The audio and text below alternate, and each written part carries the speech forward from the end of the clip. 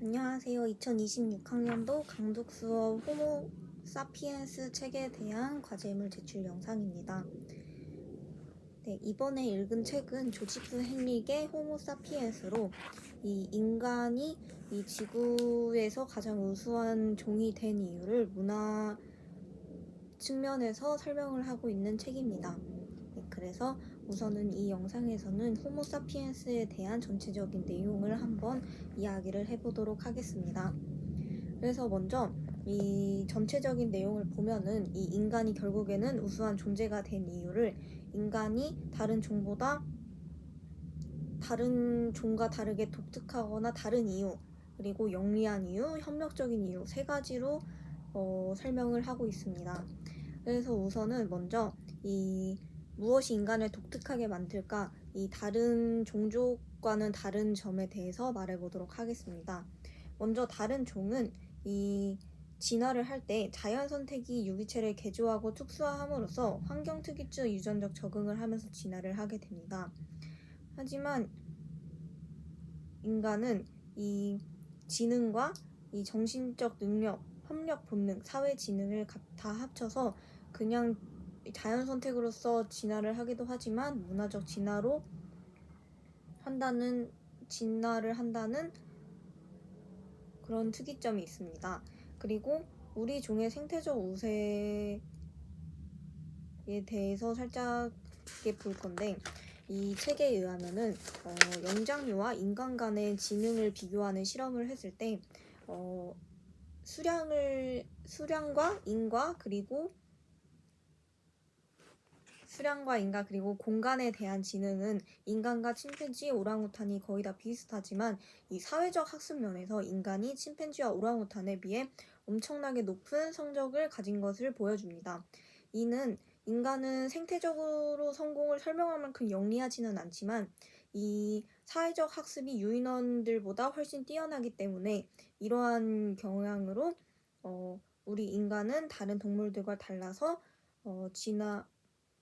이 지구의 가장 우수한 종이 될 수 있다고 이야기를 합니다. 그래서 이 생태적 우세함이 문화적 진화로서 나타나는 것을 여러 예시로 보여주는데, 여기서 한 예는 이 여러 명이서 한 집단이 이루어서 표류된 사람하고 한 명만 표류된 사람이 있는데, 이 둘에 대한 일화가 이 문화적 진화로서의 생태적 우세함을 설명해주고 있습니다.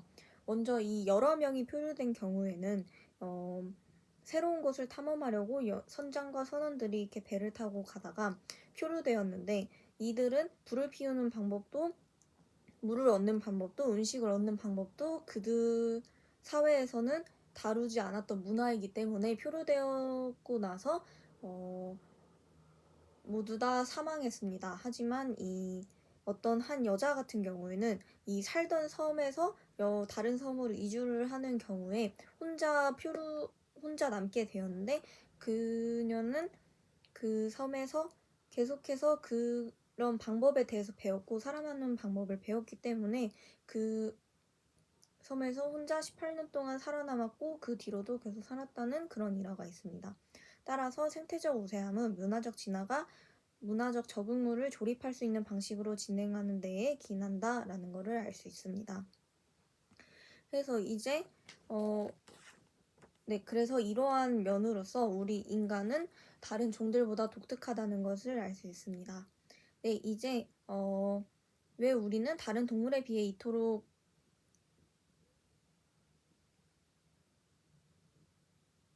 그거를 하기 전에 다른 거를 우선 말하도록 하겠습니다. 먼저 이 문화적 진화로 인해서 우리 신체 변화, 정신적 변화, 그런 거에 대해서 말을 해보도록 하겠습니다. 그래서 우선은 여기 책에서는 문화와 문화적 진화란 남에게서 배우는 데 필요한 심리적 적응물들을 유전적으로 진화시킨 결과가 된다 라고 말하면서, 이 말은 결국엔 남에게서 배우기 필요한 능력들을 가진 뇌를 만드는데 관여하는 유전자를 선호한 결과가 자연 선택으로서 나타나서 문화적 진화가 이루어졌다는 것입니다. 그래서 저희는 이 문화적 진화란 게 되게 중요하기 때문에 이 문화를 누구에게 배울지를 선택을 하게 되어야 되는데, 이것을 선택적 문화학습이라고 합니다. 그래서 이 선택적 문화학습은 이 배울 사람의 기량과 성공, 나이 등을 이렇게 조합을 해서 이것들을 실력과 신뢰도의 단서로 이용을 해서 이 더 순조롭고 연속적이고 점진적인 기량을 습득하려고 노력을 하게 됩니다. 그래서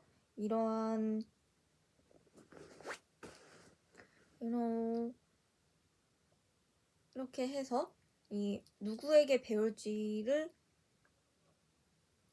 선택하는 문화학습을 하고, 이런 문화학습으로 인해서 우리는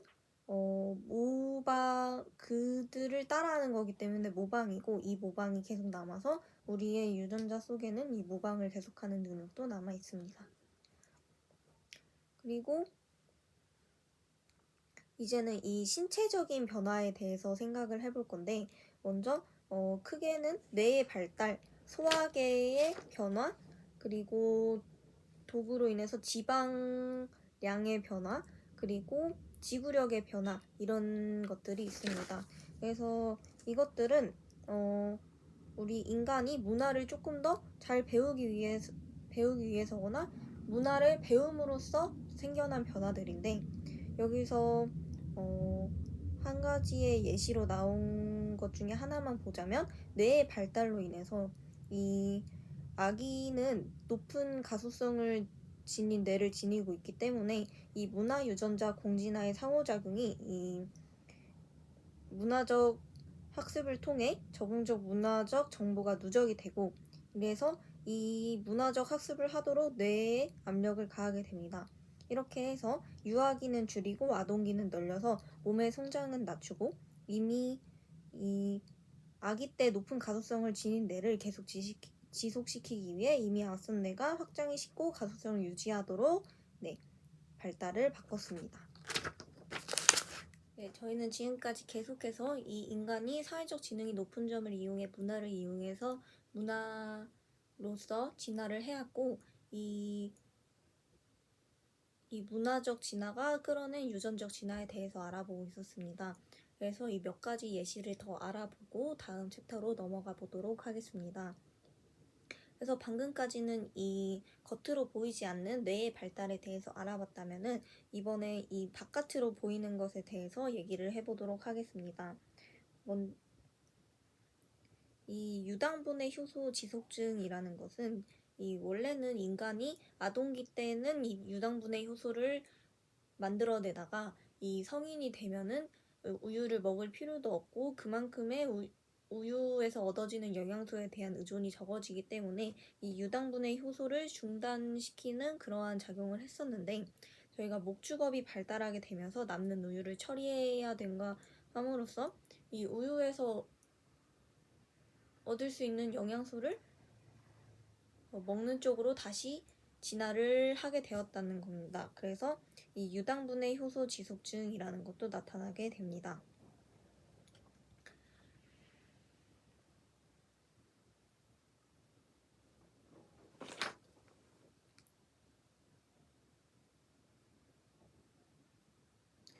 이제 우리는 왜 인간은 다른 포유류에 비해 이토록 협력적일까에 대해서 여러 가지 방법을 한번 보도록 하겠습니다.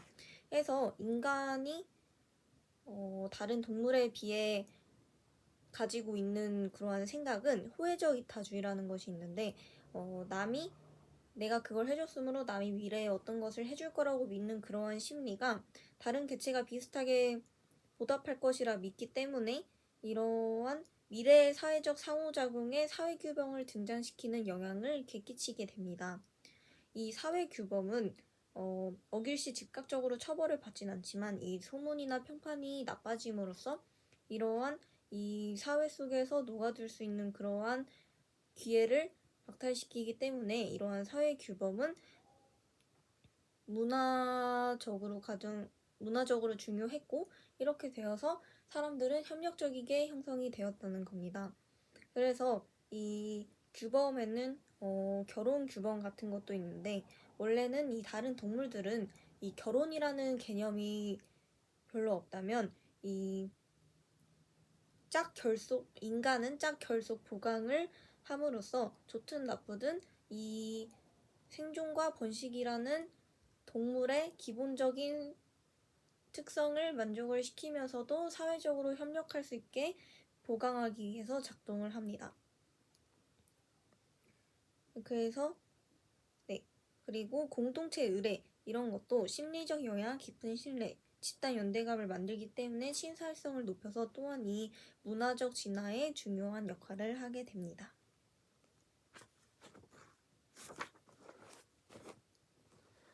그리고 또 이 협력적이어야 되는 이유는 이 집단 간 경쟁과도 관련이 있는데, 집단 간 경쟁은 문화적 학습보다 오래되어서 이 집단 간 경쟁의 성공을 촉진하는 이 문화적 학습에 해당하는 사회규범을 조립하고 멀리 퍼뜨릴 수 있다는 많은 연관이 있습니다.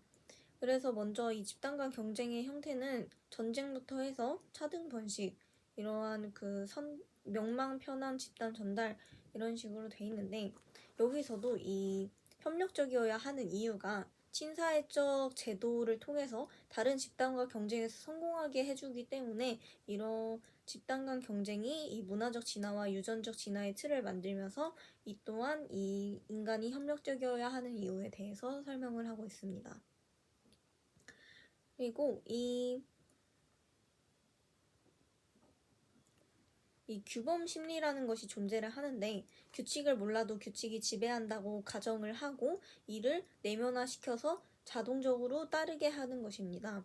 이렇게 우리는 이런 생각을 할 때보다 자동적으로 나올 때가 더 빠르고 신속하게 행동을 할 수 있기 때문에 자동적으로 나올 때가 더 협조적이게 사람들이 행동을 할 수 있습니다. 그래서 이 규범을 내면화하는 것이 사회적 지형에서 직관적으로 효과적으로 도움이 되고, 이를 위해서 우리는 또 이 사회 규범을 위반한 사람은 처벌하기를 좋아하도록 또 심리적인, 지금까지 이 인간이 다른 종에 비해 독특한 이유와 협력적인 이유를 알아봤고, 이제는 인간이 다른 동물에 비해 영리해 보이는 이유에 대해서 설명을 하겠습니다.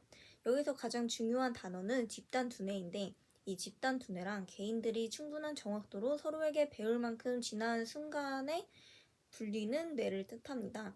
그래서 이 집단 두뇌는 집단의 크기와 사회적 상호 연결성의 이 함수로서 작동을 하게 됩니다. 이 집단 두뇌가 집단의 크기와 사회적 상호 연결성에 영향을 받는 것을 설명해 드리겠습니다. 그래서 먼저 집단의 크기는 우리는 어떠한 무작위 충격으로 인해 인구가 확 줄어드는 순간이 존재할 수 있습니다. 이때 집단의 크기가 작게 되면은 적응적 문화의 정보가 상실이 되고, 이것은 그냥 단절을 뜻하게 됩니다. 이래서 집단의 크기가 클수록 좋게 됩니다. 그리고 이 사회적 상호 연결성이란 집단의 크기가 아무리 크다 해도 이 알아낸 정보들을 공유할 수 있는 그러한 연결이 없으면은 문화적 학습을 할 수 없게 됩니다. 이래서 이 사회적 상호 연결성이 높은 집단은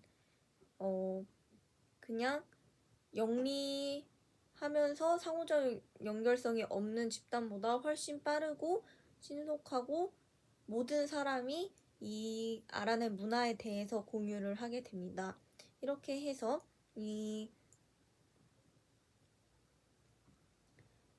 우리가 영리한 이유는 집단 두뇌를 사용하기 때문이고, 이 집단 두뇌는 사회성이 중요합니다. 그래서 이러한 예시로 우리는 영장류의 인지 능력을 종과는 상관없이 확실하게 예측해주는 요인으로 뇌의 크기를 들게 되는데, 이 과거에 있던 두 종 중에 A와 B가 있다면 이 B가 뇌의 크기가 더 컸었지만 A의 집단의 크기가 더 크고 사회적으로 상호 연결성이 훨씬 더 컸기 때문에 A의 집단의 도구가 훨씬 더 정교했던 것을 저희가 확인할 수 있습니다. 그래서 이 누적적인 문화의 진화는 우리에게 준비된 개념과 재조합할 개념, 그리고 인지적 정신적 도구, 즉 이 집단 두뇌로서 작동을 하게 됩니다.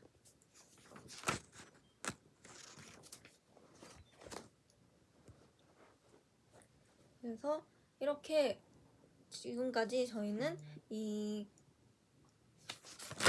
인간이 지구에서 우수한 종이 될 수 있었던 이유를 인간이 다른 이유, 협력적인 이유, 영리한 이유를 통해서 알아봤고, 그래서 우리는 누적적인 문화의 덩어리가 이 다른 동물들보다 높은 사회지능을 이용을 해서 계속해서 쌓아왔고, 이 쌓아온 문화가 어느 순간이 됐을 때 어떤 순간이 됐을 때 문화에 의존하면서 저희는 문화적 진화를 할 수 있었습니다. 또한 이 문화적 진화를 하면서 이 사람들을 협력적으로 만들기 위해 사회규범이 생겼고, 이 사회규범에 의한 평판 손상과 처벌은 우리의 친족 심리와 호혜 심리를 증진시켰습니다.